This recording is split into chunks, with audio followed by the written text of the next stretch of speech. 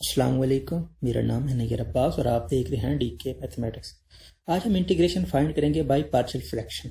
Partial fraction में भी वो वाले क्वेश्चन जिसमें हमारे पास जो रूट्स होते हैं वो डिस्टिंक्ट होते हैं, मीन टू से नॉन रिपीटेड रूट्स। तो सबसे पहले जो क्वेश्चन है वो है integral dx over 1 minus x square. सबसे पहले तो हम इसकी पार्शियल फ्रैक्शन करते हैं। इसको अगर हम सिंपल फॉर्म में लिखें तो 1 over 1 minus x square. Partial fraction में हम क्या करते हैं, जो हमारे पास नीचे वाला फंक्शन होता है उसके हम रूट्स को फाइंड करते हैं। तो यहाँ पर हम इसके रूट्स को फाइंड करेंगे 1 minus x square which is equal to 0। So अगर हम a square minus b square वाला फार्मूला लगाएं तो ये बनेगा 1 माइनस एक्स और इसके साथ साथ 1 प्लस एक्स। ये दोनों के 0 के इक्वल है तो इसका मतलब ये हुआ कि 1 माइनस एक्स भी 0 के इक्वल है और 1 प्लस एक्स भी 0 के इक्वल है। तो अगर यहाँ से हम x की वैल्यू को फाइंड करेंगे तो हमारे पास आएगा x which is equal two plus और माइनस 1। ठीक है ना। तो हम इसको लिख सकते हैं 1 ओवर 1 माइनस एक्स और 1 प्लस एक्स। रूट्स हमारे पास डिस्टिंक्ट आए हैं तो इसकी वजह से हम इसको लिख सकते हैं a over 1 minus x plus b over 1 plus x. ठीक है ना। ये हमारा बेसिक रूल होता है कि अगर हमारे पास रूट्स डिस्टिंक्ट आते हैं तो हम इस फॉर्म में लिखते हैं। ठीक है ना। तो डिस्टिंक्ट है, हमने इस फॉर्म में लिख दिया है। सो यहाँ पर अगर हम दूसरे स्टेप की तरफ मूव करें तो क्या होगा, ये वाला जो सारा हमारे पास है फंक्शन इसको हम मल्टीप्लाई करेंगे। तो मल्टीप्लाई करेंगे तो ये हमारे पास 1 आ जाएगा और ये आ जाएगा a। ये वाला फैक्टर जो है 1 माइनस एक्स वाला ये कट जाएगा और 1 प्लस एक्स बच जाएगा, तो 1 प्लस एक्स। ठीक है ना। और प्लस उसके बाद अगर हम इसको मल्टीप्लाई करते हैं इससे तो 1 प्लस एक्स वाला फैक्टर कट जाएगा और 1 माइनस एक्स रह जाएगा, मीन टू से b into 1 minus x. So 1 which is equal to ये वाला factor a into 1 plus x plus b into 1 minus x.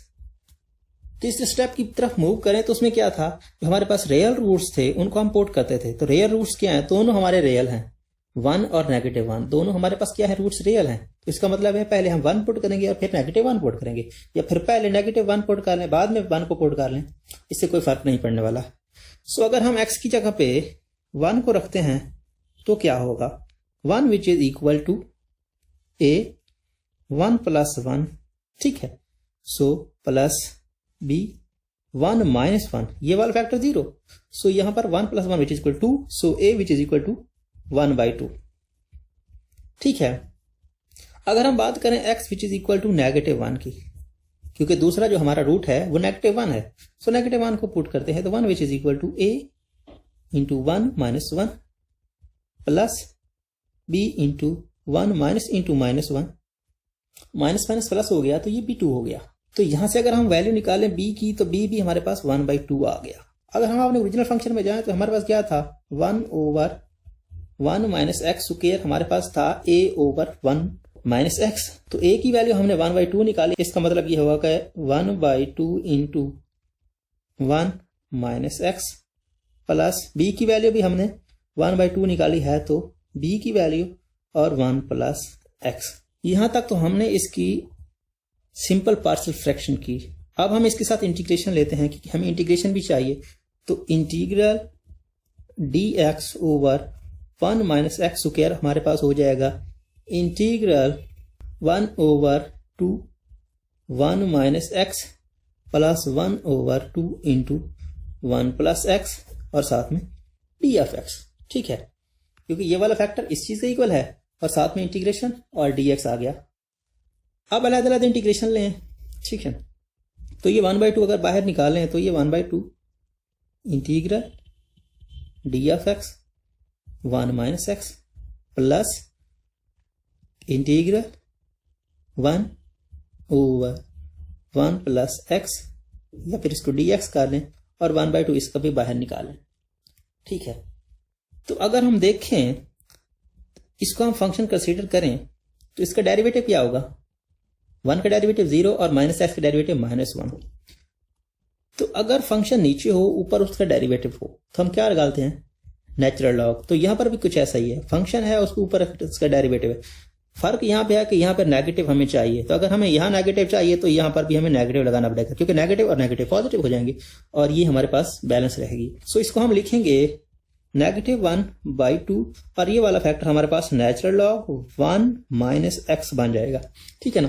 और प्लस 1/2 और ये हमारे पास नेचुरल लॉग 1 प्लस एक्स बन जाएगा प्लस कॉन्सेप्ट ऑफ इंटीग्रेशन सी। सो यही हमारा आंसर है। तो अगर हम नेक्स्ट क्वेश्चन की बात करें तो है integral x plus 4 over x square plus 5x minus 6 D of x. तो सबसे पहले हम क्या करते हैं, ये वाला जो हमारे पास फंक्शन है इसको हम पार्शियल फ्रैक्शन की मदद से सॉल्व करते हैं। तो x plus 4 over x square plus 5x minus 6, ये वाला जो फंक्शन है इसके हमने रूट्स को फाइंड करना है। तो रूट्स को फाइंड करने के लिए हम इसको 0 के इक्वल रखेंगे, x square plus 5x minus 6 which is equal to 0। So इसको इससे मल्टीप्लाई करें तो ये माइनस 6x स्क्वायर बनता है।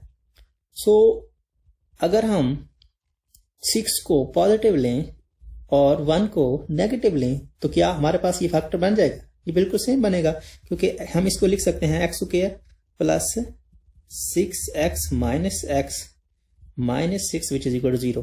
ये देखें ना, बाय फैक्टराइजेशन 6 को नेगेटिव 1 से मल्टीप्लाई करेंगे तो नेगेटिव 6x स्क्वायर बनेगा, ठीक है ना, और ऐड करेंगे तो फिर वापस हमारे पास 5 बनता है। सो बाय फैक्टराइजेशन हम इसको इस तरह इस फॉर्म में लिख सकते हैं। सो यहां से x की वैल्यू को हम कॉमन लें तो x प्लस 6, ठीक है ना, और यहां से हम नेगेटिव को कॉमन लें तो x plus 6 which is equal to 0। So x plus 6 और x minus 1 which is equal to 0। अगर हम x की वैल्यू को फाइंड करें तो हमारे पास एक तो आती है पॉजिटिव 1, दूसरी नेगेटिव 6। ये दो वैल्यूज आ गई हमारे पास और ये दोनों डिस्टिंक्ट हैं, रिपीटेड नहीं है। तो इसका मतलब ये हुआ कि हम इसको इस फॉर्म में लिख सकते हैं a ओवर x प्लस 6, ठीक है ना, plus b over x minus 1, ठीक है।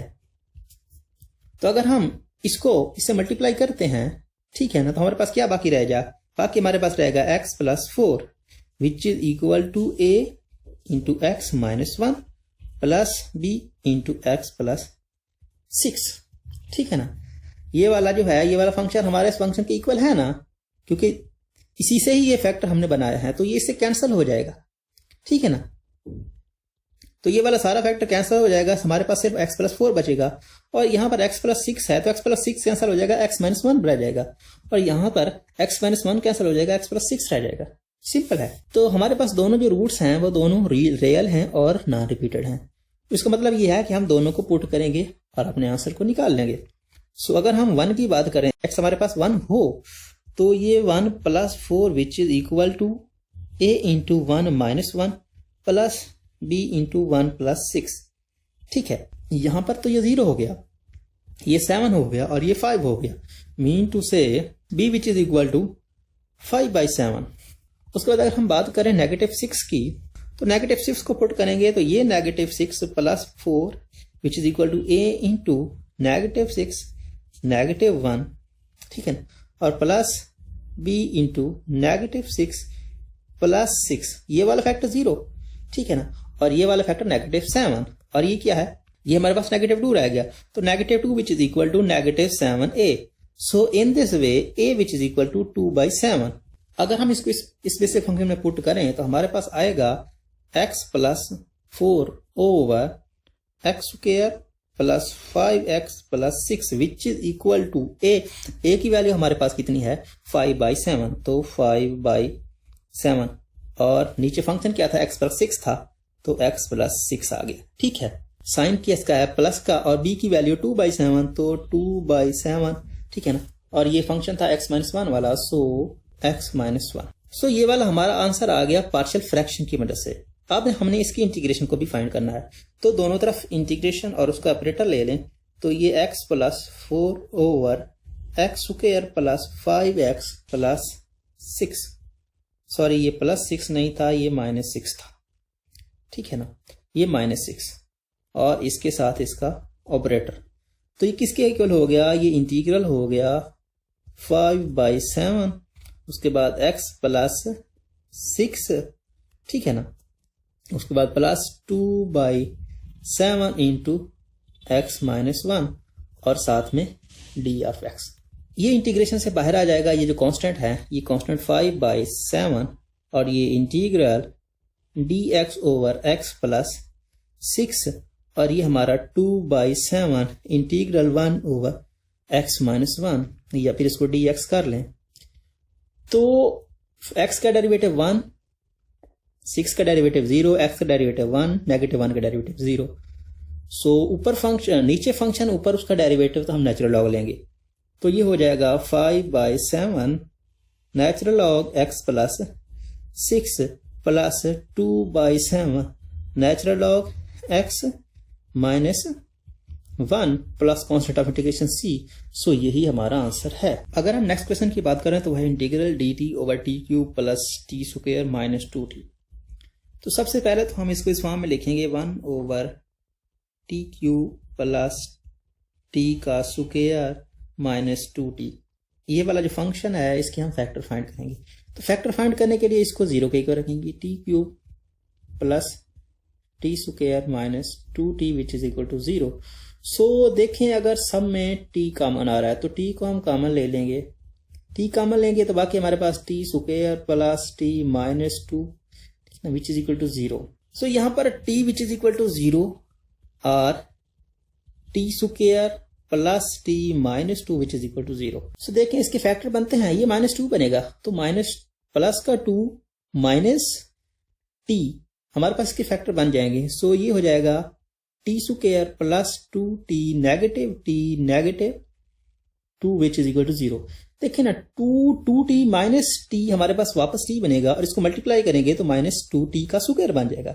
सो फैक्टर तो इसके बन गए। अब हम t को कॉमन लेंगे तो t प्लस 2 और यहां पर माइनस को कॉमन लेंगे तो t प्लस, ठीक है ना, विच इज इक्वल टू 0।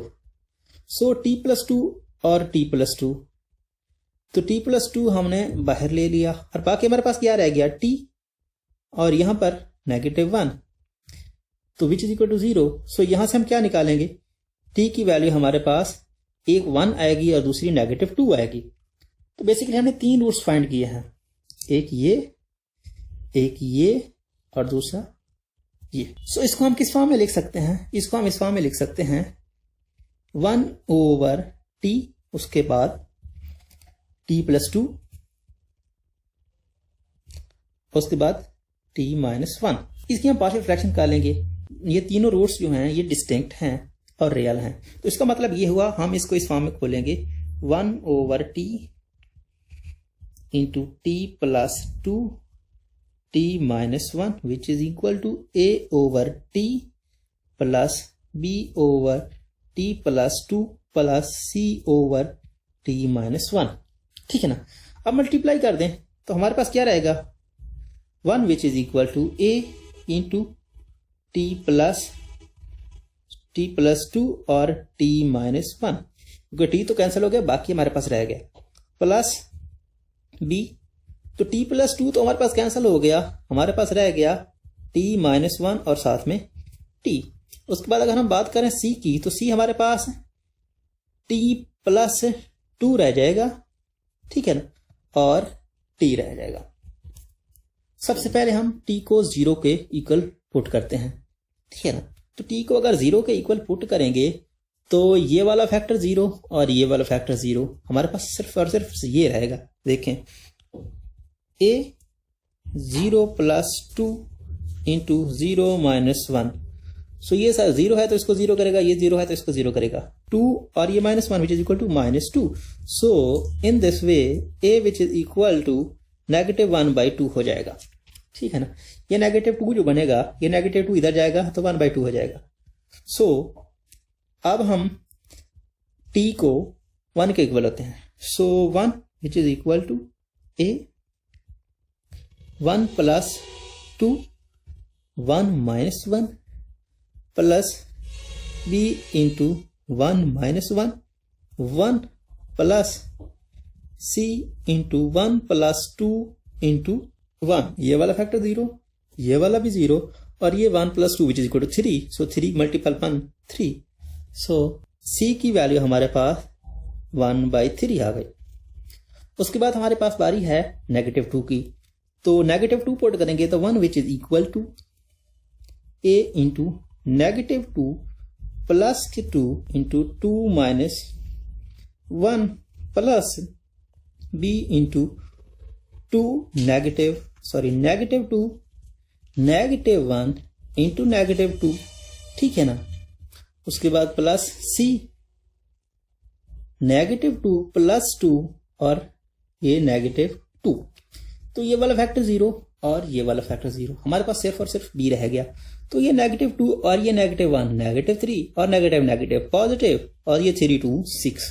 तो in this way b which is equal to 1/6। जब a, b एंड c की वैल्यूज को हम पुट कर देंगे तो हमारे पास ये फॉर्म बनेगी। अब हमें इसका इंटीग्रेशन लेना है। So integral 1/t³ plus t का स्क्वायर माइनस 2t और साथ में dt which is equal to, इसकी हम डायरेक्ट इंटीग्रेशन लेते जाएं तो ये 1/2 -1/2 बाहर आ जाएगा, ऐसे कांस्टेंट ट्रीट होगा, हमारे पास बाकी रह जाएगा 1/t और साथ में dt, और यहाँ पर 1/6 जो है कांस्टेंट ट्रीट होगा, हमारे पास बाकी रहेगा dt/t + 2, और यहाँ पर हमारे पास 1/3 कांस्टेंट ट्रीट होगा, इंटीग्रल dt/t - 1।